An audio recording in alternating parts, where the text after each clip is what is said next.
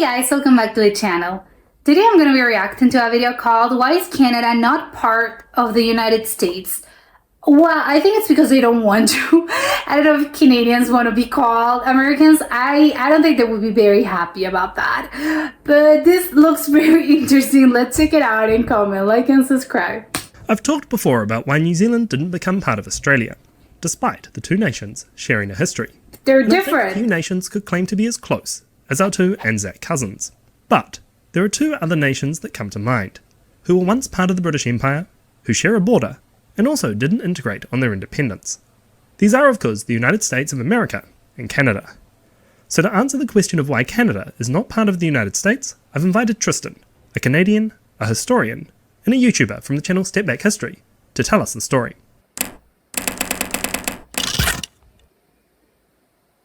Hey folks, why Canada isn't part of America is actually an interesting tale that was on the fence until as recently as the late 19th century. However, the story must begin somewhere, and first we must set the stage. In the 1750s, only 20-some years before the American Revolution, what would become Canada was split between the British Hudson's Bay Company, Newfoundland, Labrador, Nova Scotia, and the majority being part of New France. What did America look like? Well, yeah, what's up with the other thing that's unclaimed? Canada was quite small. Well, no, it wasn't small. It's just what I'm imagining this with the context of the American map in this day and age. So, as well, a huge chunk of the United States was actually Canada. As we know, there were 13 colonies spanning from Maine down to the East Coast to the border with New Spain and Florida. Most of the population was between Massachusetts. Okay, but yeah, what's up with the great parts that are unclaimed? They were just, nothing was there. No one lived there. Massachusetts and Virginia. There was actually quite a bit of uncolonized land separating these colonists from the English speakers hiding up in what would become Canada, meaning that there was less of a shared identity between them. In 1760, it was wilderness. I'm wondering if natives even lived there because it looked kind of unclaimed and wild territory. After the famous 7 Years' War, or to the Americans, the French-Indian War, much of that French territory that would become Canada was handed over to the British. Some of the French colonial elite left, but most were actually content to work under British rule as long as they could speak French and stay Catholic. Though if you are... Well, I think those are the important things, right? No, my identity is being Catholic and speaking French. As long as you allow me to do that, I don't really care whatever you call me. It's okay, sure. Quebecois, you actually would see this as the beginning of Anglo rule over the French Canadians. It's still quite an issue here. The British made an agreement with the French Canadians in 1774 called the Quebec Act. This allowed civil code and common law to exist side by side. It entrenched the semi-feudal French seigneurial system, and it legalized the Catholic tithe to Catholics in Quebec. Importantly for this story, however, is that a lot of land previously allocated to Native Americans was then shifted to Quebec in an effort to streamline moving furs out of the St. Lawrence River. Oh, the fur chopping situation. Oh, Canada was big with that. I don't really understand the history, but I know that fur was a big business. The American colonists, who long desired to expand themselves into this territory, got pretty mad about it. If you know a bit of the history of the American Revolution, the Quebec Act is one of the, quote, insufferable acts that in part triggered the American Revolution. What this means, though, is that Quebec, the largest colony in modern Canada at the time, was Catholic and largely did not speak English. After the 7 Years' War, many Americans even That's a country, a complete opposite country to what we would assume. Yes, well, most Americans back in that time period, which I think it's crazy to think. Considered them rivals or enemies and not part of this growing American identity. They were very different. That being said, during the American War of Independence and before he defected to the British, Benedict Arnold did try to take Quebec. The Americans took Montreal and tried to siege Quebec City. Then spring came and they gave up on the endeavor. The Americans allied with France during the war, but neither ally wanted to see the other take Quebec, so the issue was largely dropped. The war effort to put down the revolution actually brought a lot of money into Canada, and the tariff protections the New Englanders gave up. I would assume it's the opposite. I think wars tend to be quite expensive and revolutions tend to be quite expensive, so it's, I'm bankrupt. It was the opposite. It brought a lot of money. That's good for them. To fight the war were quite good for the Canadian economy as well. Business, especially the fur business, was booming with the 13 colonies in rebellion. They saw that their economic future relied on protection and integration into the British mercantile empire. Yeah. And so felt no desire to leave it. Yeah. Lastly, I must If it's not an advantage to me, why would I leave this place? mention that Canada then saw an influx of refugees after the American Revolution. These refugees were mostly the Loyalists who did not want to stay in the United States. You can imagine they brought a lot of British patriotism. That to me, it's insane. I'm wondering if there were most of the people that fled, the loyalists that fled, were probably because of a money thing, and they felt no, my economic interest are at risk, and that's why they walked over to Canada, and they just moved to Canada because it seems crazy. Why wouldn't you want to be independent? What do you mean you're loyal to the crown? Unless there were some economic factors at hand, and that's that I think would be a good reason. But I think otherwise, I don't know why would people move to Canada just because no, I cannot stand the idea of being an American citizen. I want to be British. I'm with them. Canada then soon grew into its own colony with its own identity. Exactly. They banned slavery pretty early on and really? had a lot of friction with the U.S. over their position as the end of the Underground Railroad. They quickly established distinct and different identities. Of Many course. Canadians today speculate that in many ways, our culture is defined by how not America we can be. One quick footnote, the U.S. did try to conquer Canada once. Among a series of other issues, the British Empire found itself rather distracted by the war with Napoleon, and the US smelled opportunity. They used a rhetoric of manifest destiny, claiming that Canada was theirs by right. It didn't help that the British were flat out What right? What divine right exactly? What do you mean? I think it just they were just feeling very we of course we can handle everything just because we just defeated the British, we can handle everything and want to grow our empire. It was just that. It wasn't. I don't think the divine had to. They needed an excuse, but I don't think it was that big of a no. Of course not. capturing American soldiers into the Royal Navy and secretly giving weapons to Native American groups resisting US expansion. In 1812, the US invaded Canada, and after a number of attempts was pushed back by Canadian militias and blockaded by British fleets. It resulted in a Canadian deployment pushing all the way down to Washington, D.C. The peace treaty ended the idea of Canada being Americans in waiting, basically for the last 200 plus years. Of course not. That being said, I do not think that two countries are as close as Canada and the United States. We maintain the world's largest undefended border, are each other's largest trading partners, and have a pretty long history of peace and prosperity between us. Also, we gave the US most of its best musicians and comedians. You're welcome. Thanks, Tristan. Step Back History is one of my favourite new channels, so if you haven't checked it out yet, you'll find a link in all the usual places. Okay, this was very, very interesting. I agree. I don't think I think maybe for the rest of the world it would be a bit, but they're neighbors, they both speak English. How come they're not part of the same country? But it's no, absolutely not. The Canadian identity and the American identity, I think they're just way too different to ever become one thing. I don't think, and because I think at some point, if it could have happened, I think it would have happened already. I at least that's my perspective.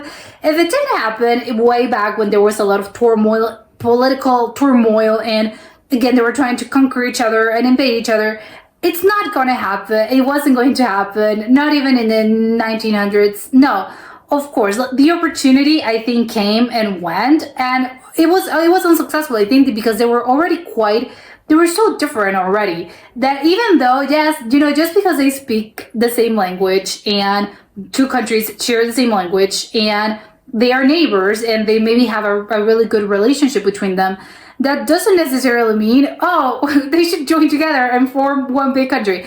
I don't know. I think I'm all for people maintaining their identity. It's just like they said, New Zealand and Australia. No, I mean, yes, of course they're kind of similar, but because they come technically from the same place. But I think, and they do share a lot of similarities, but at the same time, they do share a lot of different elements about their culture. And I don't think a New Zealander would be so happy to be called Australia. And the opposite as well. No, an Australian is gonna be, I am from Australia, I'm not from New Zealand. And it's not an offensive thing that you're calling me this. No, of course, it's not the act of being called something else. It's not the actual particular of being a New Zealander that's offensive to me. Is just the fact that you believe you're gonna group us all together. No, I'm Australian. And I think it's exactly the same thing here. I don't think Canadians really do enjoy being called Americans because they are, I think it's more of a sore subject, I think, for Canadians. I think, and because obviously no one's gonna, well, not everyone, but I would assume, and I'm talking universally outside of the US and Canada, if people, like, they're just gonna be, if someone speaks English, they're gonna be, oh, well, obviously with an I know the Canadian accent is a thing, but whatever. If you're not that familiar with the accents and you're just hearing someone speaking English, the probably people are gonna be thinking, oh, you're American. And if those who are Canadian, they're gonna be quite offended. They're probably gonna be, hey, no, I'm from Canada. I'm not from the US, because I think Canadians really do, and I think that's a bit of a sore spot for them. I think Canadians really do hate being compared and being not compared, because I do believe they kind of compare themselves to the US, but I think they're the whole mistaken thing. If people mistake them for Americans, they get a little offended. And again, it's no, because we are trying so hard, like he said, they're trying so hard not to be, to be a separate entity from the United States and being very different, because I think, again, they're kind of inside but not really. I think they can see, because obviously it's a different country. So when people criticize the US for certain behaviors or certain things in general, just because whatever, it's just people criticize the US, they have a right to be, yes, we're not, oh, thank God we're not like this. That's not part of the Canadian culture. So they are really working very hard not to be seen as Americans and not to fall into some trappings that they may feel they're bad. So they really do make an effort not to be Americans. So I think that's why it's extra offensive if they are in somewhere all in another country and people call them, oh, American, and they're, no, absolutely not, I'm from Canada. So I think that's funny, and I think that tells you everything. No, of course they don't want to be part of the US. They are quite distinct. And I think from the US perspective, I think it's a little bit different. No one's gonna, I don't think like a US person, an American's gonna be offended to be called Canadian. Probably not, but I don't think I'm trying to think long and hard about where will that happen. Chances are not going to happen that often. People are not going to call, they're going to be, oh, you're Canadian. It's no one ever. So I think from the United States perspective, I think it's a bit different. Just because of that, I think obviously the US is so large and it occupies such a large place in culture, and just again all over the world, not just for Canada. It's just, again, the United States is a huge country, and I know Canada as well, but politically obviously the US is kind of bigger in every sense of the word. So I really do think that it would be kind of comparing, I think, apples to oranges. Yes, of course, you're not even competing. You can't compete where you don't compare. Something of the sort, and I think that's the American sort of perspective. So of course they're not gonna be, I'm not even thinking about you. It's just, oh, they're the nice neighbors that we have, and that's it. But and of course they don't really, I think the average American doesn't really know much about Canadian culture.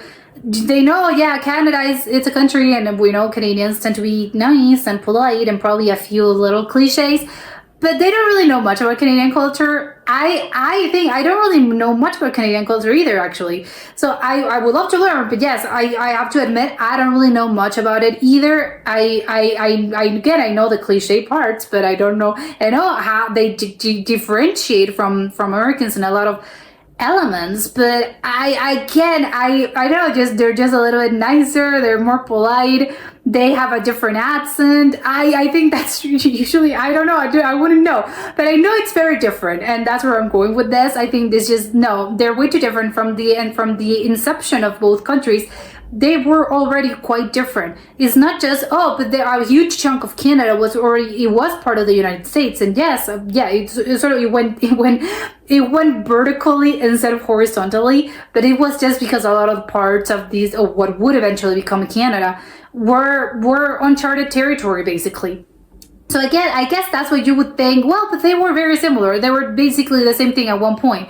Yeah, but not really, because I think those territories and the colonies themselves, just as the states in the US have different cultures and back in those days, the different colonies had different elements of their cultural identity, even though of course they were all colonies, but that's what you shape a culture. So in this day and age, of course, each and every state and every region of the US is going to have their own distinct cultural baggage and their own distinct cultural elements.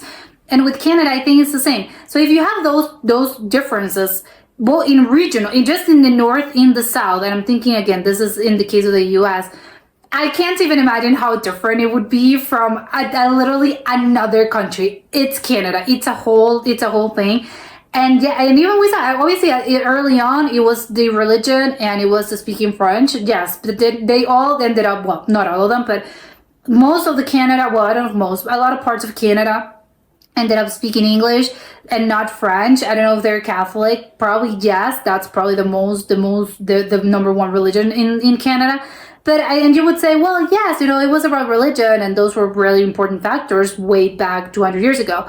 But in right now, yeah, I don't think that has a little weight in this day and age, just because people, I think that those we have other cultural signifiers that are a little bit more important. That language probably, yeah, language remains, but just culturally, I think there are a bunch of other elements that really do make you feel like you belong to a certain place. And just as Canada was, they were seeing the Americans like, oh no, we are not like this at all. Just because we don't speak the same language and our religion is not the same. Then even though that changed a little throughout the years, at the end of the day, the result is the same. We are just culturally distinct to ever be called the same thing. So that's why I agree. There are two different things. It would be crazy to think of that whole, North America as a whole. What would you call it? The United States of the North or something? I'm trying to see, because obviously Canada, you can't say the United States or the United States, but Canada would be erased off the map. And just because, again, of the cultural importance of the US, I think it would just bulldoze everything about Canada if they ever were to become one single territory. And that's what I mean. That's not going to happen ever. If it didn't happen back in those days, it's not going to happen now.